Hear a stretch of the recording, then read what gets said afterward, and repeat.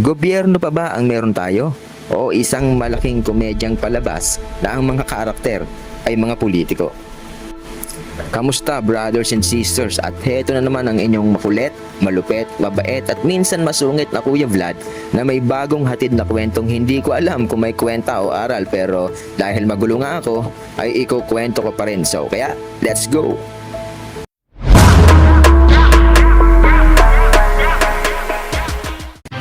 Unahin na natin ang walang kakwenta-kwentang pakikialam ng Meralco sa buhay natin. Di pa ata na kontento tong oligarkong ito sa pagpapahirap sa mataas na bill at nagbibida-bida pa nga ang hinayupak sa pakikialam sa mga Pilipinong gusto lamang gumawa ng paraan para makatipid sa pamamagitan ng solar energy. At eto na nga, gustong pakialaman ang mga taong gumagamit ng solar panels for safety purposes kuno.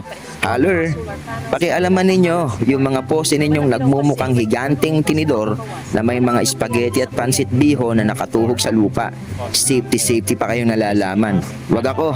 So anyway, speaking of safety, safe na kaya itong next nating pag-uusapan? Papasok! This is the Senate! Wala silang respeto! Ayan ba senator ng Republic? Kung hindi ko mapasok, ginahayap niyo ako! Di ba? Ngayon mapasok ako, tatanungin niyo ako bakit ako pumapasok!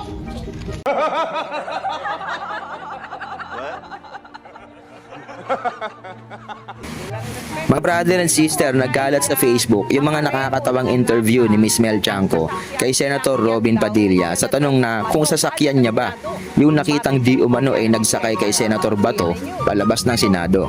Inamin naman ng ating kagalang-galang na senador ng bayan na oo, kotse niya nga yun, pero hindi niya naman inamin kung nasan yung kaibigan niyang kalbong senador na matapos mawala ng ilang buwan ay nagpakita lang saglit, kumanta ng konti at bigla na namang nawala sa mata ng publiko. Tuner lang.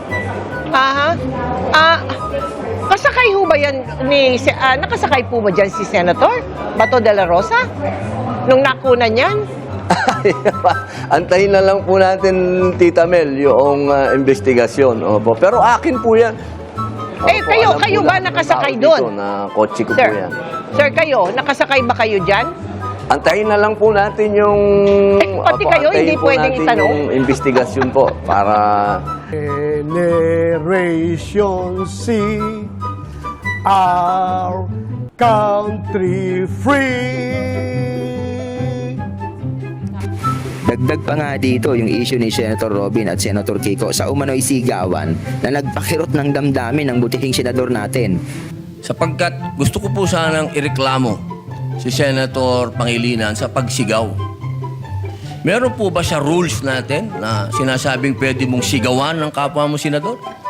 Meanwhile, Pero di ba matatandaan na siya rin yung mismong nagsabi na ang kabataan daw ngayon ay mahihina. Okay, nako, maraming batang magagalit siguro, pero pasensya na kayo. You are weak. What? Bro, what are you talking about, man? Samantala, tinawag naman siyang balat sibuyas si Senator Kiko. Sasabihin mong balat sibuyas ako. E di tapon na natin itong rules of the Senate. Tapon na natin. Mga brother and sister, ako naman wala naman akong kinakampihang kulay sa politika, no? Pero ang akin lang ano man ang kulay ng partido mo o sino ka man na may posisyon sa gobyerno, ay hindi karapat-dapat na ginagawang katawa-tawa o isang malaking palabas na komedya ang ating pamahalaan.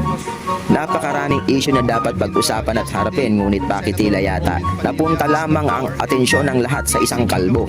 Generation C, our country free. Imbis na sa mga tunay na problema ng bayan gaya ng problema sa gasolina, pesteng presyo ng kuryente, pakikialam ng Meralco sa mga solar panel users, problema sa edukasyon, kalusugan at hep hooray, problema sa flood control na akala ata nila nakalimutan na natin. Oh ha? Prontado! Ala nyo nakalimot ang mga tao. Happy, yes. Ma'am, sandali lang po. Sandali lang po, ma'am. Meow meow meow meow. Meow meow meow meow meow. Meow meow meow meow. So akin lang naman mga brother and sister, sa kabila ng lahat ng pangyayaring ito, sa eksena ng Meralco, sa eksena ng gasolina, at sa eksena ng nag-iiyak-iyak na kalbo, wag sana tayong papabilog at makakalimot sa punyetang hudas na nagbulsa ng pondo ng bayan. Di natin alam kung ilan sila. Di natin alam kung sino-sino pa yung mga kasama dito, kung na-expose na ba. Pero eto na nga, magtatag-ulan na naman. Makakaranas na naman tayo ng baha habang itong mga kupal na to ay safe na safe sa kanilang mga lungga at malalaking bahay na naipagawa galing sa pera ng taong bayan na ninakaw para lustayin sa kanilang pansariling kapakinabangan. Nakakapagod maging Pilipino. Kaya, hoy, ikaw brother, ikaw sister na nanonood nito, kahit isang simpleng mamamayan ka lang, nasa iyo ang kapangyarihang bumoto sa tamang tao. Hanggang kailan ba ganito ang Pilipinas? Or let me say, hanggang kailan mo gustong maging ganito ang Pilipinas? Maraming salamat sa pagtsatsagang manood sa aking napakapangit at walang kakwenta-kwentang video. Naway nasayang ko ang ilang minuto ng iyong buhay at aasahan kong ikaw ay magre-react, magfa-follow at mag-share ng video ito sa marami pang buwisit na sa ating gobyerno. Peace yo! Maraming salamat. Ingat lagi.